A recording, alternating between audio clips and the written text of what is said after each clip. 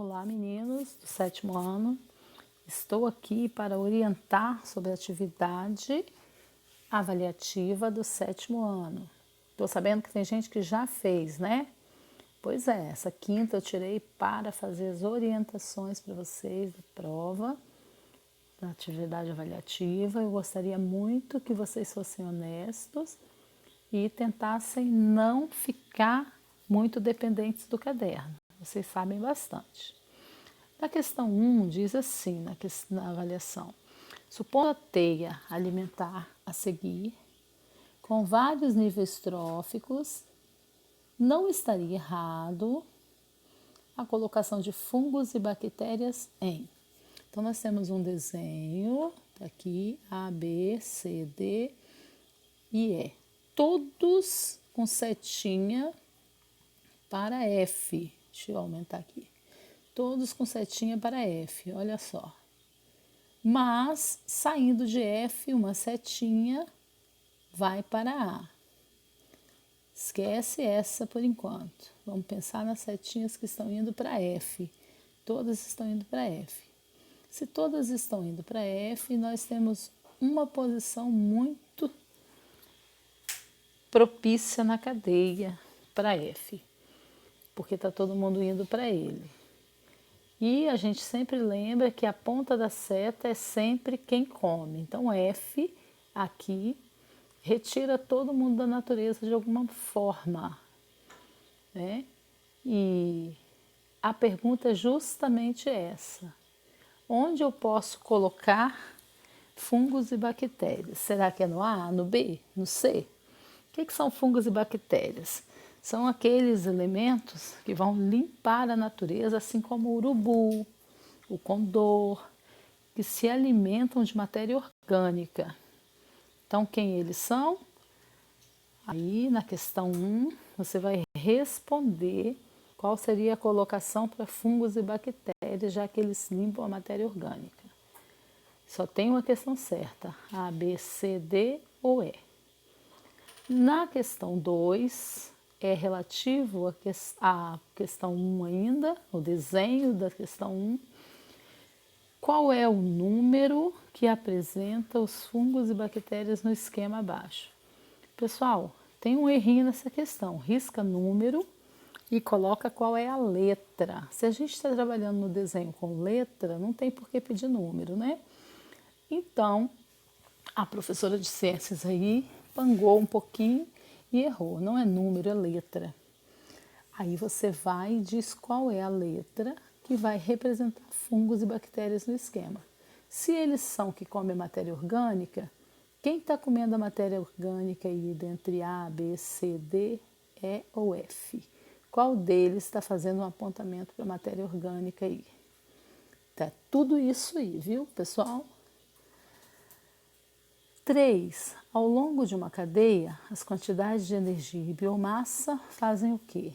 Lembra lá do que a gente falou de energia e nível trófico de energia. Os produtores, que são os primeiros da cadeia, vão receber 100% de energia e vão alimentando ao longo da cadeia, né? O produtor alimenta o consumidor primário, que alimenta o secundário, que alimenta o terciário, e assim sucessivamente eles vão ter um valor de energia na cadeia. O que acontece com esse valor de energia? Ele cai ou ele aumenta? Você também é capaz de responder essa 3. Agora a 4. A 4 nós temos um desenho aí, deixa eu ampliar ele um pouquinho, onde nós temos vários animais. E aí, o que é esse desenho? A letra A pergunta: classifica o esquema. Nós estudamos teias e cadeias, então vai ter que ser um dos dois.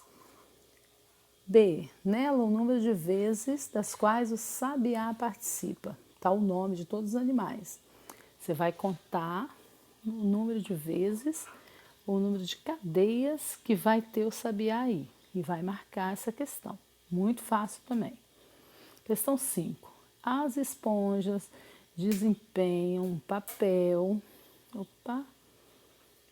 importante em muito habitat marinho. A natureza porosa das esponjas as torna uma habitação ideal para vários crustáceos. Então, os crustáceos eles vão entrar lá dentro das esponjas, também os equinodermos e os vermes marinhos. Além disso, alguns caramujos e crustáceos têm tipicamente esponjas grudadas em suas conchas e carapaças, tornando-se imperceptíveis aos predadores. Nesse caso, a esponja se beneficia por se nutrir de partículas de alimento liberadas durante a alimentação do seu hospedeiro. As relações ecológicas presentes no texto. Notem que tem a palavra hospedeiro. Eu falei com vocês que hospedeiro, né, tem o definitivo e o intermediário, era quando a gente tinha lá os parasitas, e os parasitas são de relações desarmônicas. Não é o caso da palavra hospedeiro aqui, viu, gente? Aqui hospedeiro é de fazer hospedagem, é de deixar morar. Mas a relação aqui é uma relação limpa, uma relação que não tem prejuízo. Ok? Então vocês vão olhar qual dessas que é a melhor. Questão 6. Vamos lá para 6. 2 tipos de relações ecológicas seguintes. O único que ocorre exclusivamente entre organismos da mesma espécie. Bom, é para pensar que o único desses aqui que vai ocorrer entre a mesma espécie. Inquilinismo, lembrando, inquilinismo ou epifitismo é o que acontece no caso das orquídeas, das bromélias, né?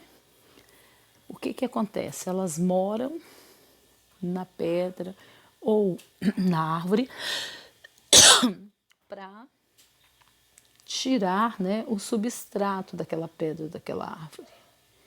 E aí, quando ela tira o substrato, ela não mata a árvore, ela não causa prejuízo para a árvore. É indiferente para a árvore. Herbivoria. Herbivoria é o fato dos seres vivos que comem, que se alimentam de vegetais, são herbívoros. Mutualismo é uma relação que é boa para os dois. Precisa lembrar que se tem espécies diferentes em mutualismo, se pode ser para espécies diferentes. Opa! Vamos abrir rapidinho, que fechou.